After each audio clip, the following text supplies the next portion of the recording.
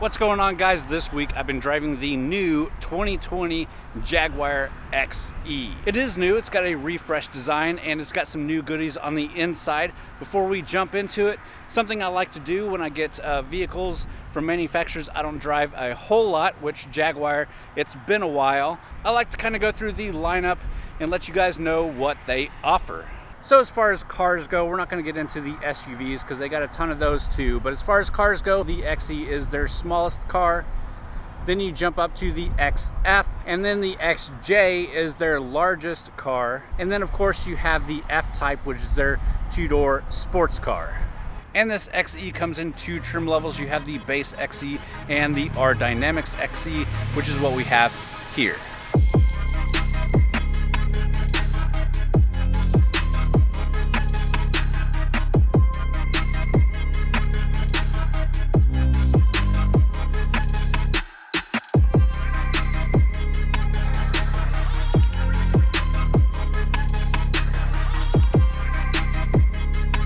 And with that out of the way, let's take a look at this exterior design.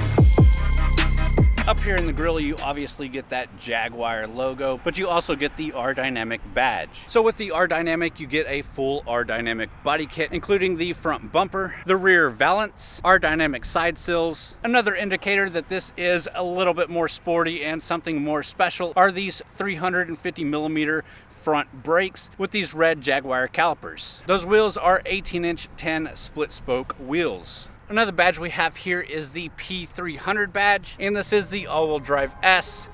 We'll get into that in just a little bit.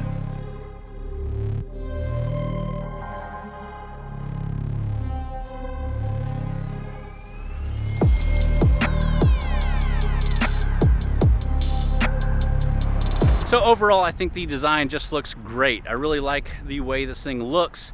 It's got a lot of really good proportions. It's got that Jaguar front end, a very sporty looking sedan. I like it.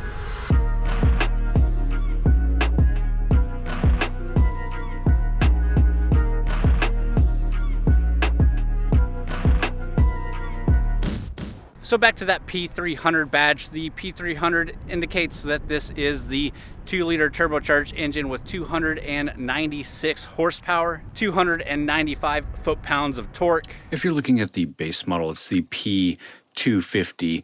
This has the 2.0-liter 4-cylinder turbo engine, just like the P300, but this one only gets 247 horsepower and 269 foot-pounds of torque. All right, with that out of the way, let's jump inside, take a look at what this new interior has to offer, take it for a drive, and we'll start wrapping this thing up.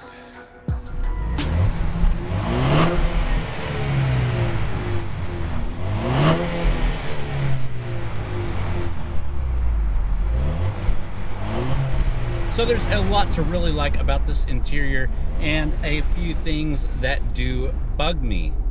So inside you get satin chrome gear shift pedals. You get an R Dynamic branded leather steering wheel. You get meshed aluminum trim finishing. You get an ebony Mosine headliner, ebony grained leather sport seats with ebony on ebony interior with contrast stitching. You get metal tread plates with R Dynamic branding. Tech-wise, you get a 10-inch touchscreen display. This is running Jaguar's InControl Touch Pro Duo infotainment system.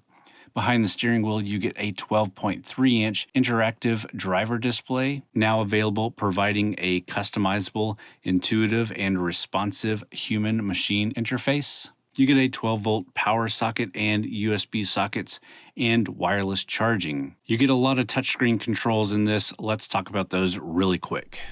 So one of the things worth touching on with this interior is all these screens. So like we already talked about, you have the infotainment screen, you got the screen behind the steering wheel, but you also have this screen here that gives you a lot of different options and changes things depending on where you're at. You also get these knobs with these screens built into them for your AC controls. It's a really cool looking setup. The tech side of me is really excited when I see things like this, but the practical side of me really cringes when physical buttons would just be better, or these things just don't work that well. When it comes to these things, you can push in here, and that gives you the heated or a cooled seat. You push in again, that gives you back to the temperature. You can pull out, and that gives you the fan speed.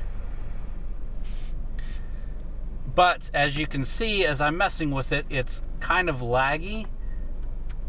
And if you just want to get in and mess with something, it's pretty annoying. Also, I don't mind as much the push to change features, but this pull out that's a little bit much. Of course, overall, I do think it's very comfortable and a nice place to be. All right, so let's talk about driving this car. First of all, it's a very comfortable car. These sport bucket seats are very comfortable. You've got a comfortable seating position. It's set up perfectly for sporty driving. You do have drive modes that include a rain, ice, eco mode, a normal mode, and a sport mode. Putting this into sport mode does help wake up that engine, but it's not a super quick car. Of course, the last two vehicles that I reviewed were 600 horsepower plus, so I could be a bit biased on that.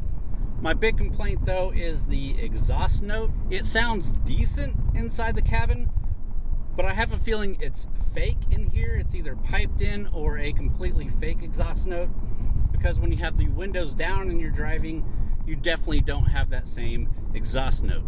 So there's definitely a lot to like about this car, and when you start stacking up against the competition, there's still a lot to like.